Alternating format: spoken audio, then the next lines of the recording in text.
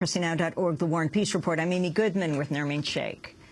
We turn now to a new memoir by the international civil rights icon John Carlos. In 1968, Olympic medal winner John Carlos and Tommie Smith raised their fists in the Black Power salute during the national anthem at the Olympic prize ceremony as a protest against racism in the United States. The moment is documented in the film Not Just a Game, narrated by sports writer Dave Zirin. There's Questad. It's a good start. And Carlos, as usual, has burst out of the blocks. Tommie Smith running pretty well so far. And in lane 2, Bambouk is strong on the outside. It's Edwin Roberts. It's John Carlos right now. It's Carlos and Smith. And here comes Tommie Smith.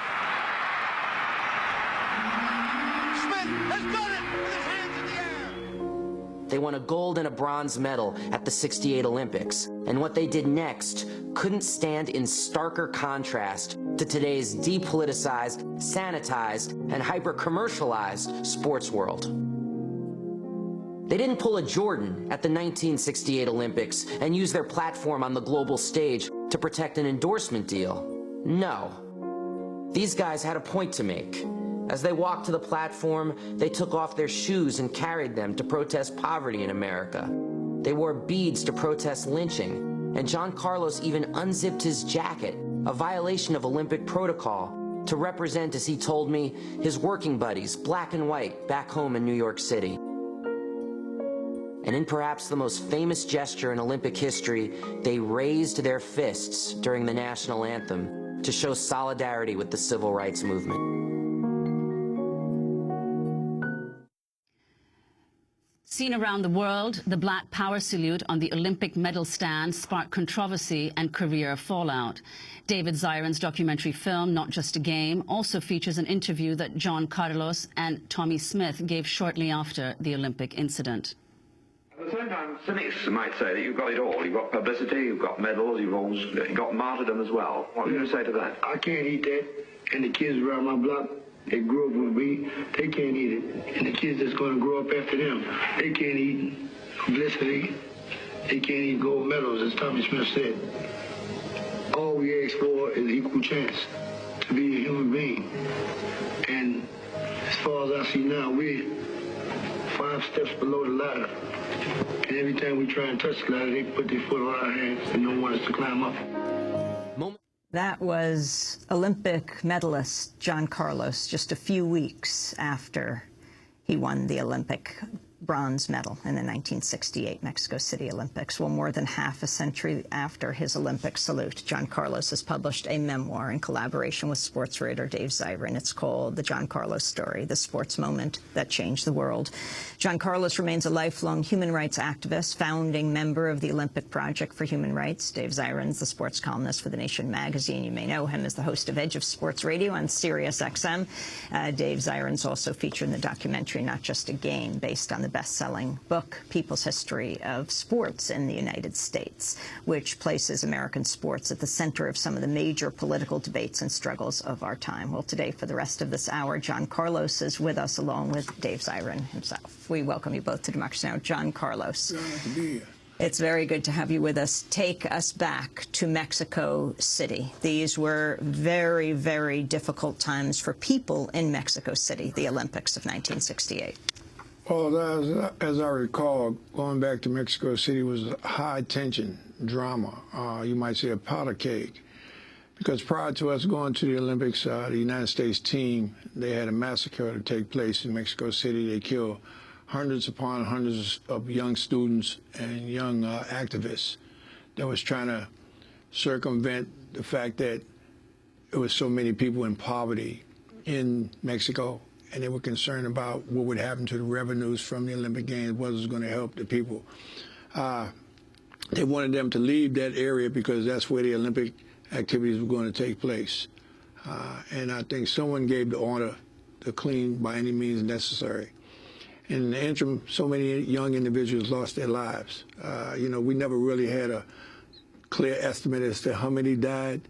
They said it was 50 at first, and they went up to 150, then up to 350 now. But my estimation is close to 2,200. They killed so many. Local massacre. Oh, absolutely. They killed so many young individuals. They threw their bodies in the furnace where they were burning the trash. And then those that they couldn't put in there, they took out in the ocean and dropped. In the meantime, they scattered the other individuals and ran them up in the hills and told them to stay there until the games were over. Did you know this at the time? Yes, we knew that something had taken place. We didn't know it to the extent of it until we got to Mexico City. And years later, we found out that it looked like it was a connection to trying to have 4 individuals to become involved, such as Tommy Smith, Lee Evans, Professor Edwards, and I, to get involved with the youngsters at that particular time. Maybe we would go to Mexico City ahead of the team, and then maybe we all would disappear at the same time.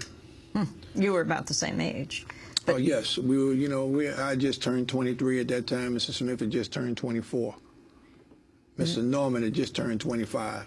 And yet this time for you was the culmination of your life, work, and sports. Talk about how you ended up at the Olympics. Well, it looks like God put me on a path from the beginning as a young kid to be an activist before you even knew what activism was. He had me on a stair step to meet so many people of notoriety or fame or what have you, to meet Malcolm X, to meet Adam Clayton Powell, to meet Dr. King 10 days before he lost his life, to know that Dr. King felt that we were on the right trail by attempting an Olympic boycott. For him to come and say that he wanted to call a meeting because he would like to take part in supporting this Olympic boycott had he come back from Memphis. Unfortunately, he didn't return, but the spirit of him was on that victory stand with John Carlos, no doubt. We felt it was something that was necessary to make a statement to society that all is not well. Although we traveled all over the world and we always had the happy face and the USA all across our chest to give indication that everything is smooth in America. But in fact, it wasn't as smooth as they wanted the world to believe. So when we went to the Olympic Games, we felt that everyone's conscience was asleep on both sides of the street.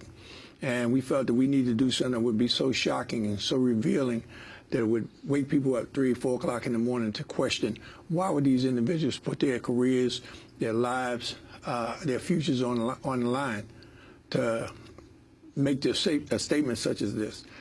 We felt that it was for our kids and our kids' kids. Anything that we do today is not for us. It's for our future, for the future of all men.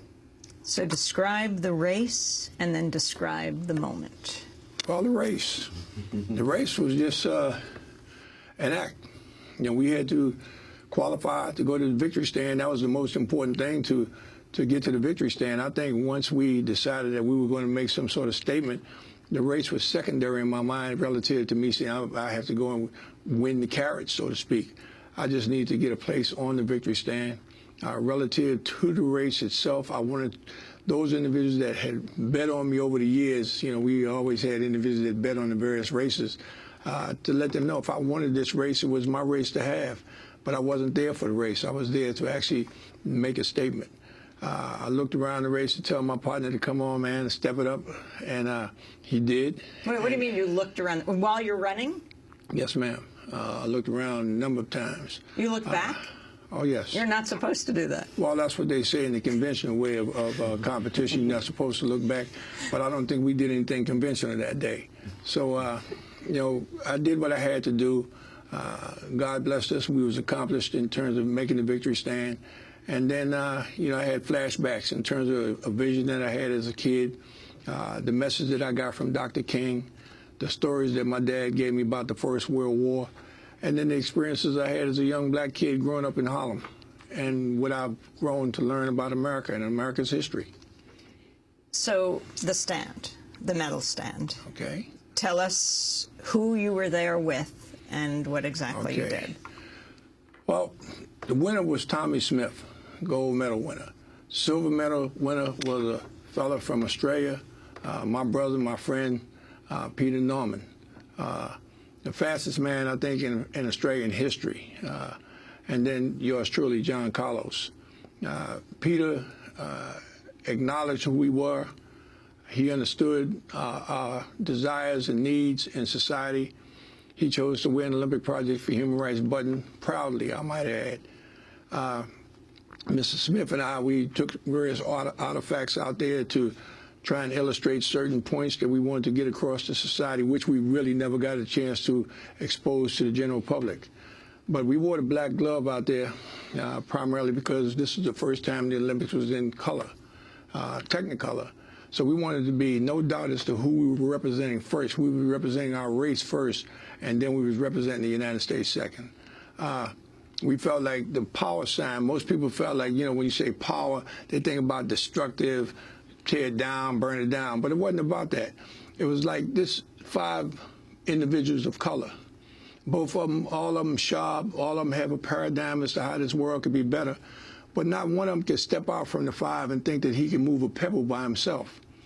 We needed to come together in terms of being unified to do something. So when these 5 individuals realized this and came together, then that's where the power comes in, because now they have enough power and a vision to move a mountain opposed to trying to move this pebble. That's what we were trying to illustrate with the glove and the fist. The second thing is I had on beads on my neck. The beads were supposed to be illustrating the individuals that had lost their lives through hanging throughout the South. Many black individuals have been hung just merely because of the color of their skin or because they looked at a white woman at that particular time. We could not go and do something as courageous as this and not remember them. The next thing, Mr. Smith had a black scarf on his shirt, on his neck, and his black scarf was to remember all of the individuals that came through the maiden voyage that was thrown off the ships or thrown off the island to the sharks that no one ever said a prayer for or remembered in history. Then I wore a black shirt over my USA uniform because, to be quite frank, I was ashamed of America for America's deeds, what they were doing in history as well as what they were doing at that particular time to us by expressing our feelings. This is the land of the free, they told me, from grade school. And then when I got to the victory stand, it appeared that it wasn't the land of the free. And then we rolled our pants legs up. We wore our black socks and no shoes to illustrate the poverty of many kids through the South in the 60s. And I'm sure a lot of them are still doing it today, walking 10, 20 miles to and from school every day with no shoes. And the greatest nation in the planet. And we had this taking place. And then we wore the shoe out there, took the shoe out there, put the shoe as a symbol of an individual company that was compassionate and wasn't concerned about whether he was a superstar. They gave shoes to those that needed shoes for whatever their endeavors were in track and field. How do you think the position of African Americans now compares to what it was then in 1968? Well, it's a big difference now in terms of dollars. America is focused on dollars more than they focus on humanity or more than they focus on moral rights. So many individuals are fearful that if I step out and make political statements, it might affect me financially.